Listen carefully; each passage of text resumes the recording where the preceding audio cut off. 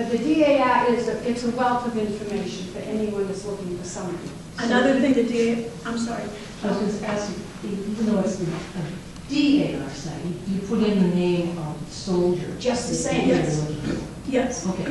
And somebody, not even, that you don't even know of, may have joined DAR 100 years ago under that man, and that's his genealogy will be on there. But unless any family members of that man signed up to be in the membership, you're not going to find it. Right. The sons, but more the SAR. My husband's family, because they went back and forth to Canada through several generations. And I'm thinking now, I know that Jared Tozier fought in the Revolutionary War, and I'm wondering which side he fought on. I know, I'm in that conundrum myself, and I have to wonder. That's on Ancestry too. The DAR has been systematically indexing Revolutionary Soldier graves as well. That information goes to Continental Congress every year and becomes part of the congressional record. We have some cemetery books over there for soldiers that are in this area that these two ladies single-handedly have gone to cemetery after cemetery and have compiled them. They have pictures of the gravestones and what it says. And if you think your ancestor fought in the Revolutionary War in this area, check that book. You just may be able to find them. There's a website called LexisNexis. It's available here in the library, or in most libraries. I'm not sure if that is here. That's going to have more information about these graves. Another source is Patricia Hatcher's Grave Index. It gives bare bones information like name, rank, and serial number, but still you can check it out and find out the information's there. Local histories, the ones you looked at upstairs, are just repositories of information. Look for articles about counties, especially in periodicals, histories of the Revolutionary War of a particular area. Other biographies of leading citizens are also included as part of local history, so that's a great resource. Service records are the records of the soldiers' activities. So today, in the day of computers, you can just Google a unit and you can come up with pages and pages of information. Once you know where he fought, what group he fought under, you may be able to find out extraordinary things about the men in that time. Bounty records. The Land Management Office has a website with bounty records. Give their name, the rank, the time of engagement, the time of discharge, how much money they made, and their travel expenses, because some people in those areas would get travel expenses for certain things, probably the CIA people. Much of this information is archived in the National Archives, but there are local archives. There's one near Boston, I think it's Walpole. You can look that up online and it'll tell you. It's not too far from Boston. There's also a place called footnote.com, and I believe it's just Footnote. Pardon me? Fold-free now. Fold-free. No, the comment become fold-free. Fold-free. Yeah, it was very recent. I've seen that. Yeah. Yeah, they've got abstracts, original documents that have been scanned, sometimes with the original signatures still, you can still see them. Compiled service records are of the Continental Army, but you can look in your state libraries, your state archives for militia records. Ours, of course, is in Augusta. In some states, it might be the Adjutant General's office. But there is also a book here in the library called the Red Book, and it will tell you a list of all of the archives in the country. And if you go on Ancestry.com, look for the source. That'll also give you all of those archives. The Massachusetts Soldiers and Sailors Index, since many of us here in Maine, well, Maine was part of Massachusetts, so your soldier would have fought probably in either Massachusetts or Connecticut, in some cases Vermont or New Hampshire, but they have, most of the states have a Soldiers and Sailors Index, and I know Massachusetts and Connecticut do. You can find these online through Ancestry, which, by the way, if you don't have a computer, you can use Ancestry.com here without having to pay for it. You can use Heritage Quest at home with your library card by logging into the library, giving them your library card number, and there's a place on the website where you can click into Heritage Quest. And it's beginning to really have a lot of information. Ancestry, of course, has got the corner on the market, but it's expensive. Heritage Quest, if you do it that way through the library, you don't have to pay for it. Unit histories are kind of random. This was a new country, we're still winging it, and sometimes only scraps of information are going to be available on some of those units. Look up the Historical Registry of Officers of the Continental Army, if you know who your ancestor fought under. It's by Heitzman. I love these names. They're not cute. How do you spell that? Heitzman. There's also a book called The Encyclopedia of Continental Army Units, Battalions, Regiments, and Independent Corps. These have brief abstracts of the various units that were fighting at that time. As John mentioned, the NEHGS, the New England Historical Genealogical Society, .org, we have a list of periodicals that they have available online that, or that you can access through those books that are up in the library. That'll tell you about different battles or different, whatever you're looking for. Whether it's the battle, the unit, the man, there's all kinds of histories out there available. Don't overlook diaries.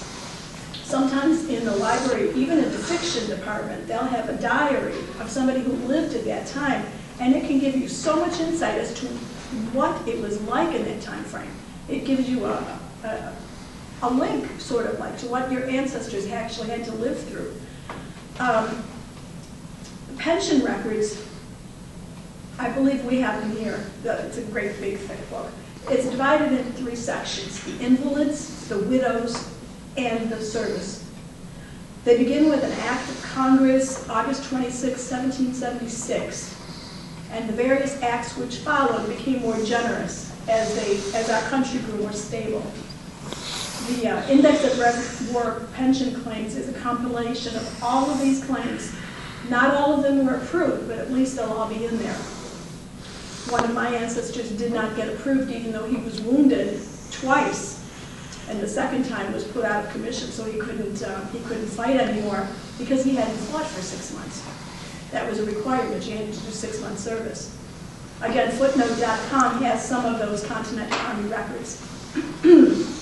Another avenue of research is your bounty land rights. Basically, this was free land in the public domain, and after the war, it became a form of reward for service rendered. An NCO, or a regular soldier, would get 100 acres. What could you do with 100 acres, even today? Imagine what a man could do with that at that time. A colonel was allotted 500 acres. Some of the generals I've seen listed in there had been allotted as much as 6,600 acres. This encouraged migration into the West, into the frontier land, and assured that a trained and an armed people were going out there to defend the interior while pushing the borders west. And they were rewarding the military. That was a great deal. There's another one called the Private Relief Acts, which you can find on LexisNexis. An individual could write to their congressman and explain why they deserved a compensation, and they weren't listed in the regular pension because they didn't go that route. They went directly to their congressman. And it was decided on a person-by-person basis. In that one, you use the key first initial plus W3, and then the last name. In conclusion, know your facts. Pick a starting place. Look in service records, unit histories, pension records, anything that's available for you. FamilySearch.org has millions of records. That's the Mormon site. A whole lot more information than I have right here is available on a in the Learning Center. It's familysearch.org/learning center/lesson/revolutionary-war-genealogy. But it'll give you specifics on. You go to the website, they do have Yeah. different things to put. I think there's a learn button that you can click Yeah, on. And then you can narrow it down from there. What you want to focus on is lesson number 226 in Revolutionary War genealogy. Of course, Heritage Quest, rootsweb.com, Google, ancestry.com, and footnote.com are great tools. Yes? The bounties and the land grants are listed upstairs as a book on. I have copied everything. But those are named. Those are all named, but doesn't mean they didn't have anything in Massachusetts and New Hampshire. And in many cases that I read, it tells you what town you joined in. And it will give you the first name of the life. You see, somebody will do a battle in Maine, and there'll be a lot of bounty land in Ohio, because they were trying to get people to move there. So sometimes you have to do a little bit of research, and you may have to go to Ohio to find what you're looking for. But if you know if your ancestors ended up out there, they might have been because they had bounty land. Anybody have any other comments or questions? Yes? In Massachusetts, many of the veterans returning from service didn't get paid. They with all kinds of financial problems. Massachusetts paid them in land in the District of Maine. Oh, okay. My ancestors, or part of the family, were the Brewers in Sudbury, Mass. And they came as a group, brothers and uncles and whatever, and founded Brewer. And you'll find a lot of houses and settlements in Maine, late 1780s, early 1790s. And those were soldiers who came up from Massachusetts having been paid not in coin, but in land grants. I just found out today, I just put it all together today, this morning, before I got here, that I had 3 generations fighting in the Revolutionary War in the same family. The father is the man that I came under, Samuel. His father lived in New York, and that's where they did their service in Granville, New York. But then going on further down, I found out that Jonathan's grandfather, Barachius, was also in the Revolutionary War. He's the one that served with Israel Putnam during the French and Indian War. He had been to New York fighting in that area, and that's exactly why they went there. And they asked for the bounty land to be in that area.